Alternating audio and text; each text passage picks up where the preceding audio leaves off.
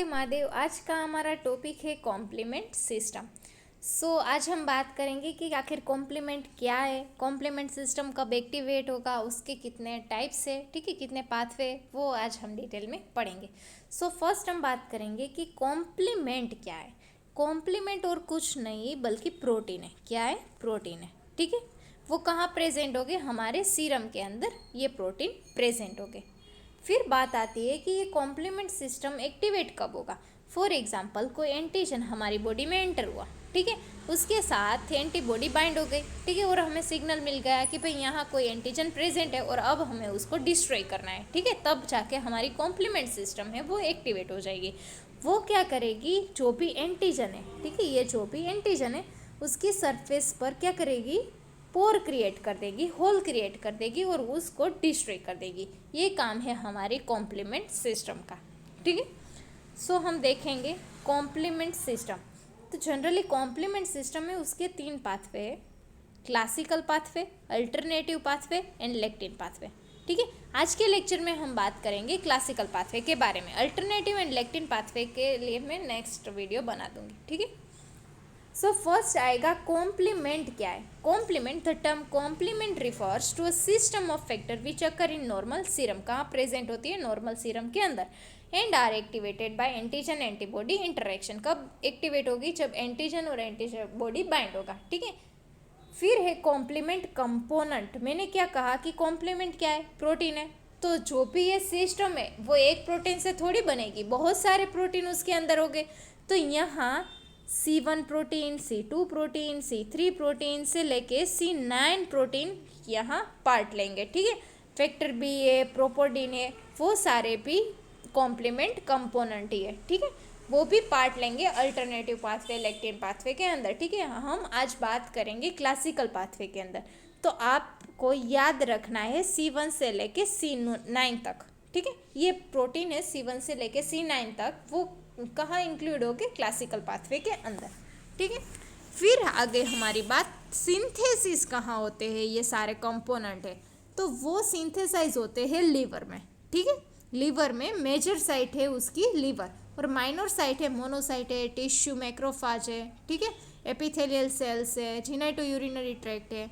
वहाँ भी complement component produce होते हैं लेकिन बहुत कम अमाउंट में, ठीक है। फिर है ये कॉम्प्लीमेंट एक्टिवेशन, क्योंकि जब भी कॉम्प्लीमेंट सिंथेसाइज होता है, ठीक है, वो डायरेक्टली एक्टिवेट फॉर्म में नहीं होता है, वो इनएक्टिव फॉर्म में होगा, ठीक है। अब जाके हमें उसको एक्टिवेट करना होगा। कब? कि जब एंटीजन एंटर होगा तब ये एक्टिवेट हो जाएंगे सारे complement. For example, complement component का एग्जाम्पल मैंने ले लिया C1 है, ठीक है। अब क्या होगा कि इसका प्रोटियोलाइसिस होगा, ठीक है, तो इसको कन्वर्ट कर देंगे। फॉर एग्जांपल ये बड़ा C1 है, ठीक है, तो उसको हम एक्टिवेट करेंगे तो 2 भाग में वो डिवाइड हो जाएगा। तो एक होगा वो लार्जर पार्ट होगा और एक होगा वो स्मॉलर होगा। जो लार्जर पार्ट है उसको हम डिनोट करेंगे स्मॉल b से, और जो स्मॉलर पार्ट है उसको हम डिनोट करेंगे स्मॉल a से। तो हम इसे कहेंगे C1b, और ये जो भी स्मॉलर है उसे हम डिनोट कर सकते हैं C1a, ठीक है। ये हो गया, सॉरी। तो यहाँ क्या लिखा हुआ है? All the components protein are synthesized in an inactive form, ठीक है। फिर क्या होगा? वो एक्टिवेट किस तरह से होगा? उसका प्रोटियोलाइसिस होगा और उसके 2 अनइक्वल फ्रेगमेंट में वो डिवाइड हो जाएंगे, larger fragment and smaller fragment. जो लार्जर फ्रेगमेंट है उसको हम डिनोट करेंगे स्मॉल b से, और जो स्मॉलर फ्रेगमेंट है उसको डिनोट करेंगे स्मॉल a से, ठीक है। लेकिन यहाँ एक्सेप्शन एक है, वो है C2, ठीक है। अगर आप C1 का ले लो, या तो फिर आप फॉर एग्जांपल आप C1 का ले लो, C3 ले लो, C4 ले लो, जब इसका प्रोटियोलाइसिस होगा, ठीक है, तो लार्जर फ्रेगमेंट है उसको हम कहेंगे C1b। C3 हो तो हम उसे C3b कहेंगे। लार्जर फ्रेगमेंट ये सब में क्या होगा? C3b, C4b, C5b, C6b, C7b, ठीक है, उस तरह से। लेकिन यहाँ एक्सेप्शन ये है कि C2 है, वहाँ C2a होगा, वो लार्जर फ्रेगमेंट होगा, ठीक है, वो क्या होगा? लार्जर फ्रेगमेंट होगा। और C2b है वो स्मॉलर फ्रेगमेंट होगा। ये एक एक्सेप्शन है, वो आपको याद रखना है, ठीक है। During proteolysis, the smaller fragment is removed, exposing the active site of the larger fragment. The larger fragment participate in the cascade reaction. मतलब कि जो भी स्मॉलर फ्रेगमेंट है, ठीक है, वो पार्ट नहीं लेगा कैस्केड रिएक्शन में, कॉम्प्लीमेंट सिस्टम में जो भी मेक कॉम्प्लेक्स फॉर्म होगा, ठीक है, जो भी मेम्ब्रेन अटैक कॉम्प्लेक्स फॉर्म होगा उसमें लार्जर फ्रेगमेंट है वो पार्ट लेंगे, स्मॉलर फ्रेगमेंट पार्ट नहीं लेंगे. जो स्मॉलर फ्रेगमेंट है ना वो क्या करेंगे, वो as a signal molecule act करेंगे, ठीक है, वो दूसरे सेल को सिग्नल भेजेंगे कि भाई यहाँ कोई एंटीजन का एक्सपोजर हुआ, ठीक है. फिर ये कैस्केड रिएक्शन, वो हम जब ये रिएक्शन में क्लासिकल पाथवे आपको दिखाऊंगी तो आपको ये समझ में आ जाएगा, मैं आपको तब ये पढ़ाऊंगी. फिर ये कॉम्प्लीमेंट पाथवे, उसके 3 टाइप्स है, classical, alternative and lectin pathway. जो भी क्लासिकल पाथवे है वो हो गए एंटीबॉडी डिपेंडेंट, मतलब कि जब एंटीजन एंटीबॉडी कॉम्प्लेक्स फॉर्म होगा तभी जाके ये क्लासिकल पाथवे वो एक्टिवेट होगा, ठीक है. अगर एंटीजन एंटीबॉडी कॉम्प्लेक्स फॉर्म नहीं हो रहा है तो क्लासिकल पाथवे एक्टिवेट नहीं होगा. अल्टरनेटिव पाथवे है वो एंटीबॉडी इंडिपेंडेंट है, मतलब कि अगर एंटीजन के साथ एंटीबॉडी बाइंड हुआ है या नहीं हुआ है, ठीक है, वो एंटीबॉडी पर डिपेंड नहीं है, सिर्फ एंटीजन है तभी ये अल्टरनेटिव पाथवे है वो एक्टिवेट हो जाएगा. और लेक्टिन पाथवे वो सिमिलर है हमारे क्लासिकल पाथवे से, लेकिन ये एंटीबॉडी इंडिपेंडेंट है, ठीक है, सिर्फ एंटीबॉडी डिपेंडेंट है हमारा क्लासिकल पाथवे, ठीक है, जो हम आज बात करने वाले हैं. जो भी कॉम्प्लीमेंट एक्टिवेशन है उसके 4 स्टेजेस है, initiation, formation of C3 convertase, C5 convertase and the formation of membrane attack complex, ठीक है. ये जो तीनों पाथवे है वो सिमिलर है, ठीक है. कहाँ सिमिलर है, आफ्टर C3 कन्वर्टेज. देखो आप यहाँ C3 कन्वर्टेज बन गया, फिर यहाँ आप देखो ये कॉमन पाथवे आ गया, ठीक है.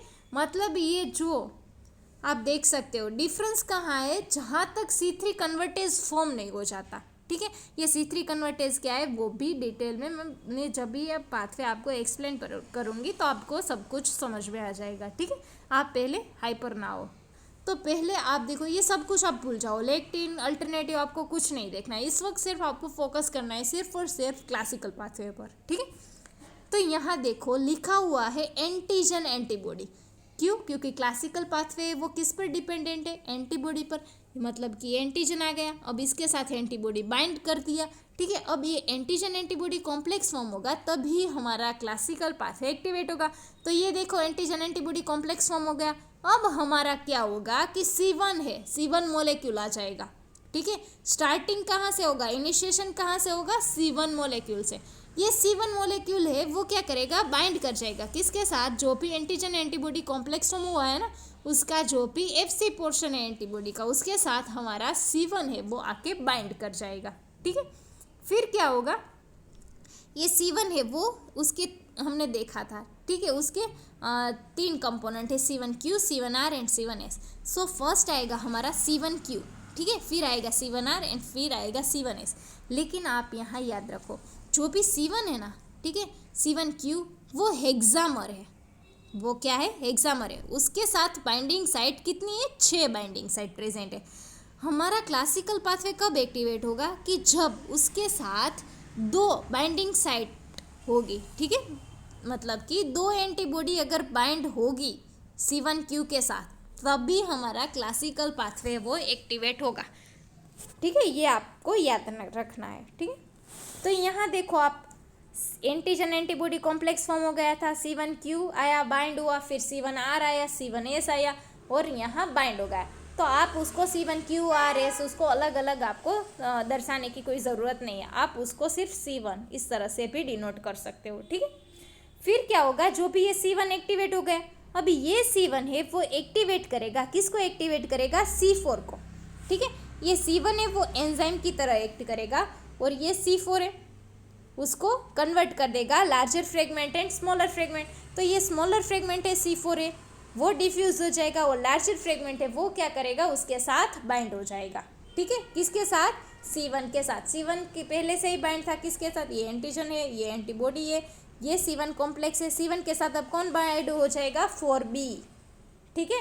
तो यहाँ क्या बन गया हमारा, C1 4B, ठीक है. फिर क्या होगा, मैग्नीशियम की प्रेजेंस में अब ये C1 4B है वो C2 को कन्वर्ट कर देगा C2A एंड C2B में, ठीक है. तो यहाँ C2B है वो स्मॉलर फ्रेगमेंट है। क्यों? हमने एक्सेप्शन देखा हुआ था C2 का कि C2A है वो लार्जर फ्रेगमेंट है, तो लार्जर फ्रेगमेंट है वो इसके साथ बाइंड कर जाएगा। तो यहाँ देखो आप C1 4B 2A फॉर्म हो गया, ठीक है। इसे हम कहेंगे C3 कन्वर्टेज। क्या कहेंगे? C3 कन्वर्टेज फॉर्म हो गया।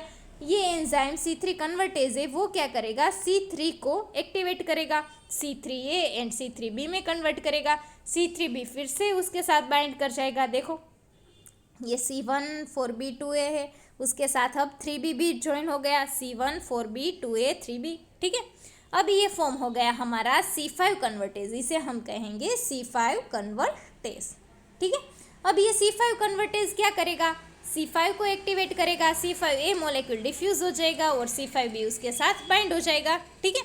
फिर ये C5B है, ठीक है, वो क्या है? हाईली लेबाइल है, मतलब अगर हीट लेबाइल है, ठीक है। वो क्या करेगा? C6 और C7 के साथ रिएक्ट कर जाएगा और C5B6-7 कॉम्प्लेक्स फॉर्म करेगा, ठीक है। फिर ये C5B6-7 है वो किसको एक्टिवेट करेगा? C8 एंड C9 को, और वो फॉर्म करेगा C5B6-7-8-9, उसे हम कहेंगे मेम्ब्रेन अटैक कॉम्प्लेक्स, ठीक है। और हमारा सेल डैमेज और लाइस हो जाएगा। ये था हमारा क्लासिकल पाथवे। फिर से मैं बता देती हूँ आपको, पहले क्या हुआ? एंटीजन एंटीबॉडी आया, एंटीजन एंटीबॉडी कॉम्प्लेक्स फॉर्म हुआ, फिर हमारा C1 आया, ठीक है। C1 क्यू बाइंड हुआ, उसने एक्टिवेट किया QRS को, C1 ये बाइंड हो गया। C1 ने अब किसको एक्टिवेट किया? C4 को। C1 4B कॉम्प्लेक्स फॉर्म हुआ, उसने क्या किया? C2 को एक्टिवेट किया और C1 4B 2A complex form हुआ, उसे हम कहेंगे C3 कन्वर्टेज, ठीक है। फिर ये C3 कन्वर्टेज क्या करेंगे? C3 को, तो C3B यहाँ बाइंड हो गया, फिर इसको हम कहेंगे C5 कन्वर्टेज, वो क्या करेगा? C5 को एक्टिवेट करेगा, ठीक है। फिर इस तरह से कैस्केड रिएक्शन होगा और मेम्ब्रेन अटैक कॉम्प्लेक्स फॉर्म हो जाएगा, ठीक है। ये था हमारा क्लासिकल पाथवे। अब देखो यहाँ डिटेल में लिखा हुआ है कि एंटीबॉडी डिपेंडेंट है। जो भी हमारा क्लासिकल पाथवे है वो क्या है? एंटीबॉडी डिपेंडेंट है। All antibody is not bind to the complement of classical pathway, मतलब कि यहाँ हमें पता है कि हमारी बॉडी के अंदर 5 टाइप्स की एंटीबॉडी है, तो 5 टाइप्स की एंटीबॉडी है, उसमें से सिर्फ IgM एंड IgG एंटीबॉडी है वो ही क्या करेंगे? कॉम्प्लीमेंट सिस्टम को एक्टिवेट कर सकती है, ठीक है। दूसरी एंटीबॉडी है वो कॉम्प्लीमेंट सिस्टम को एक्टिवेट नहीं करती है। तो यहाँ लिखा हुआ है फर्स्ट है हमारा इनिशिएशन स्टेज भी आप इसे कह सकते हैं, जो भी ये एंटीजन एंटीबॉडी बाइंडिंग है, ठीक है, उसे आप इनिशिएशन स्टेज भी कह सकते हैं। तो फर्स्ट क्या होगा? C1 आएगा, बाइंड करेगा किसके साथ? एंटीजन एंटीबॉडी कॉम्प्लेक्स के साथ, ठीक है। तो first binding portion of C1 is C1Q, मतलब कि C1 के हमें पता है कि उसके 3 कंपोनेंट है, C1Q R एंड S। तो पहले कौन आएगा? C1Q आएगा, जो भी हमने पासे में देखा वही लिखा हुआ है, ठीक है। तो यहाँ क्या है? First binding of C1 is C1Q, वो क्या करेगा? रिएक्ट करेगा FC पोर्शन ऑफ IgM और IgG, ठीक है। फिर क्या है? C1Q है वो क्या है? एक्सामर है, वो मैंने आपको बताया था, ठीक है, वो एक्सामर है। Effective activation occur only when C1Q is attached to immunoglobulin by at least 2 of its binding site. कब क्लासिकल पाथवे एक्टिवेट होगा? जब 2 एंटीबॉडी के साथ 2 बाइंडिंग साइट के साथ अगर C1Q बाइंड होगा, ठीक है, तभी जाके हमारा क्लासिकल पाथवे एक्टिवेट होगा, ठीक है। तो यहाँ लिखा हुआ है 1 molecule of IgM and 2 molecule of IgG। क्यों? क्योंकि IgM है वो पेंटामेरिक है, ठीक है, तो वो हमें पता है कि अगर एक होगा तब भी क्लासिकल पाथवे एक्टिवेट होगा। लेकिन IgG है वो तो सिंगल है, सिंगल एंटीबॉडी है उसके स्ट्रक्चर में, तो वो हमें 2 मॉलिक्यूल की रिक्वायरमेंट होगी, ठीक है। C1Q bind in the presence of calcium ion, calcium ion की प्रेजेंस में ही वो जो भी FC पोर्शन है एंटीबॉडी का उसके साथ वो बाइंड करेगा, ठीक है। फिर है हमारा प्रोडक्शन ऑफ C3 कन्वर्टेज। हमें पता है कि एक्टिवेट हो गया C1S, उसे हम कहेंगे एस्टरेज एंजाइम। क्या कहेंगे? Esterase enzyme. वो क्या करेगा? वो अब क्लीव करेगा C4 को, ठीक है, जो भी C1 था वो किसे अब क्लीव करेगा? C4 को। तो वो क्लीव करेगा C4 को C4A एंड C4B में। देखो यहाँ पर वहीं लिखा हुआ है C4A एंड C4B। जो भी C4A है वो स्मॉलर मॉलिक्यूल वो एनाफाइलोटॉक्सिन है, ठीक है, और C4B है वो क्या करेगा? बाइंड कर जाएगा किसके साथ? C1 के साथ। और कहाँ पार्ट लेगा, मेम्ब्रेन अटैक कॉम्प्लेक्स में, ठीक है। फिर ये C14B कॉम्प्लेक्स फॉर्म हुआ, ठीक है। मैग्नीशियम की प्रेजेंस में वो क्लीव करेगा C2 को, तो हमें एक्सेप्शन पता है कि C2 में क्या बड़ा है, लार्जर क्या है, A, ठीक है। तो वो कहाँ पार्ट लेगा, मेम्ब्रेन अटैक कॉम्प्लेक्स में। तो ये फॉर्म होगा C14B था, उसके साथ अब 2A आप छोड़ दो, ठीक है। और ये हमारा बन गया C3 कन्वर्टेज, ठीक है। ये था C3 कन्वर्टेज। अब हमारा आएगा प्रोडक्शन ऑफ C5 कन्वर्टेज। तो ये जो C3 कन्वर्टेज फॉर्म हुआ है, ठीक है, तो ये C3 कन्वर्टेज C3 को क्लीव करेगा, उसको एक्टिवेट करेगा C3A एंड C3B में। B है वो लार्जर फ्रेगमेंट है, ठीक है, तो वो बाइंड कर जाएगा और ये देखो C5 कन्वर्टेज फॉर्म हो गया, C4B2A एंड फॉर्म C4B2A3B। ये हो गया हमारा C5 कन्वर्टेज, ठीक है। फिर आएगा हमारा लास्ट स्टेज है हमारा formation of membrane attack complex. Initiation of membrane attack complex assembly begin with cleavage of C5, मतलब कि अब क्या होगा, C5 का क्लीवेज होगा और C5 कन्वर्टेज कि किस में कन्वर्ट करेंगे, C5A एंड C5B के अंदर, ठीक है। और ये C5B है वो एक्सट्रीमली लेबाइल है, ठीक है। वो स्टेबिलाइज किस तरह से होगा, वो डायरेक्ट बाइंड कर देगा जल्दी से C6 एंड C7 के साथ, ठीक है, और कॉम्प्लेक्स बना देगा C5B6-7, ठीक है। And addition and then after add C8, ठीक है, and then C7 and C8 है, ठीक है, वो क्या है, हाईली पेनिट्रेबल है। वो क्या करेंगे, जो भी एंटीजन है, ठीक है, उसकी सेल मेम्ब्रेन पर पेनिट्रेट कर जाएंगे। जो भी C7 एंड C8 है वो क्या है, हाइड्रोफोबिक है, ठीक है।